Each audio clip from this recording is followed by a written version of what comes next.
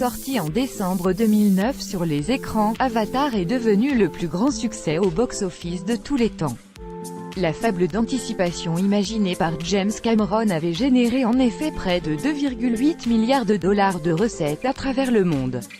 Un succès phénoménal qui a poussé le réalisateur à entreprendre pas moins de 4 suites, maintes fois repoussées. Le tournage d'Avatar 2 a enfin débuté en Nouvelle-Zélande le 25 septembre dernier et se poursuit actuellement à Los Angeles, mais également sur le plateau de 10 000 m² des Manhattan Beach Studios, en Californie, pour toutes les scènes faisant appel à la technique de la capture de mouvement, motion capture. Le synopsis. Si très peu d'informations ont filtré sur les prochains épisodes, on sait en revanche que tous les scripts ont déjà été écrits par le cinéaste et son équipe de scénaristes, composée de Josh Friedman, La Guerre des Mondes, Shane Salerno, Armageddon, et le couple Rick Jaffa-Amanda Silver, Jurassic World et la trilogie de la planète des singes. Ces auteurs ont en effet collaboré pendant des mois avec Cameron pour donner naissance à cet ambitieux projet de science-fiction. Car, cette fois, l'intrigue sera beaucoup plus complexe et élaborée que celle du premier film. Si chaque épisode sera autonome, l'ensemble de la saga formera un tout. Et contrairement à une série comme Star Wars, chaque histoire sera différente et proposera une conclusion. Aucun film ne se terminera sur un cliffhanger, une fin ouverte destinée à créer une forte attente. Le cinéaste a également révélé que les suites d'Avatar seraient proches dans l'esprit de la trilogie du parrain de Francis Ford Coppola, citée comme modèle. Quel point commun entre les Na'vi et les Corleone? Dans les deux cas, il est question de l'histoire d'une famille sur plusieurs décennies. D'ailleurs, l'action d'Avatar 2 se déroulera 10 ans après le premier opus. On y retrouvera Jake Sully, Sam Worthington, et Neytiri, Zoe Saldana. Et l'on fera connaissance avec leurs 3 enfants, qui joueront un rôle crucial dans le récit. Par ailleurs, le producteur John Lando a déclaré que ces suites exploreront de nouveaux territoires de Pandora, comme les océans et les fonds marins, et que l'on y découvrirait de nouvelles espèces extraterrestres. Selon une rumeur persistante, les humains devraient revenir sur cette planète pour piller ses ressources. Mais des tribus d'indigènes, les clans des Omaticaya, Metkayina, Tairangi, Anurai et Kekunan, vont s'allier pour combattre les militaires. Et l'on imagine que l'un des fils naît Eyam, l'aîné ou Loak, le cadet, ou la fille de Jake et Neytiri deviendra un leader qui mènera la résistance contre l'envahisseur. Le casting dans Avatar 2, Sam Worthington et Zoe Saldana reprennent donc les rôles de Jake Sully, le soldat humain devenu Na'vi, et Neytiri. Mais le film marque aussi les retrouvailles du réalisateur avec Kate Winslet, plus de 20 ans après la sortie de Titanic.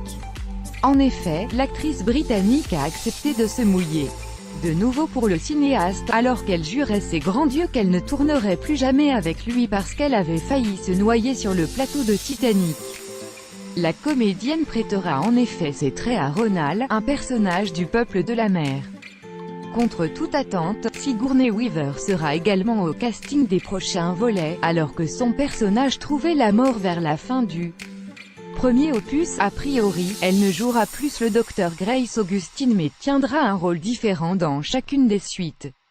De même pour le colonel Karich, le vilain d'Avatar joué par Stephen Lang, qui devrait revenir sous une forme différente. On parle d'une version clonée de ce méchant. Parmi les nouveaux visages de la saga, notons la présence au casting de l'actrice espagnole Una Chaplin, petite fille de Charlie Chaplin, déjà repérée dans les séries Sherlock, Game of Thrones et Black Mirror. On ne sait encore rien de son personnage sinon qu'il se nomme Varang. La date de sortie après 11 ans d'attente, Avatar 2 sortira le 16 décembre 2020 en France. Tourné simultanément avec le deuxième volet, Avatar 3 débarquera, lui, le 15 décembre 2021. Le cinéaste fera ensuite une pause de 3 ans et livrera les épisodes 4 et 5 respectivement le 18 décembre 2024 et le 17 décembre 2025. À condition toutefois que les recettes des épisodes 2 et 3 soient à la hauteur des sommes investies par le studio de la 20th Century Fox, plus d'1 milliard de dollars pour les 4 prochains longs métrages. D'autant que la Fox a été rachetée par The Walt Disney Company en décembre dernier. et que les enjeux financiers sont énormes sur cette franchise, que le groupe de Mickey Mouse et son PDG, Robert Iger, souhaitent lucrative. Disney va d'ailleurs organiser son planning de sortie afin que les suites d'Avatar ne chevauchent pas celle de Star Wars, évitant un duel au sommet entre Na'vi et Jedi. Enfin, James Cameron va relever, à 63 ans, un autre pari ambitieux. Habitué à bousculer l'industrie du cinéma et son système économique, ce héros de l'âge numérique souhaite repousser les limites de la technologie en révolutionnant la 3D. Le réalisateur canadien rêve en effet de projeter son film en relief, mais sans lunettes, cette fois en misant sur un système de projection laser. Nous avons besoin d'une projection qui soit plus lumineuse. On va y arriver, a-t-il confié au Hollywood Reporter. Reste toujours la grande inconnue, les exploitants de salles vont-ils investir dans l'équipement coûteux que nécessitera cette révolution? Réponse dans un peu plus de 2 ans. Ce qui s'est passé dans le premier volet dans le futur, en l'an 2154, Jake Sully, Sam Worthington, un ancien marine devenu paraplégique, est recruté par l'armée américaine pour s'infiltrer auprès des habitants de la planète Pandora, les Na'vi, dont le précieux minerai est convoité par de puissants groupes industriels. En effet, ce minerai rare est susceptible de résoudre la crise énergétique sur Terre.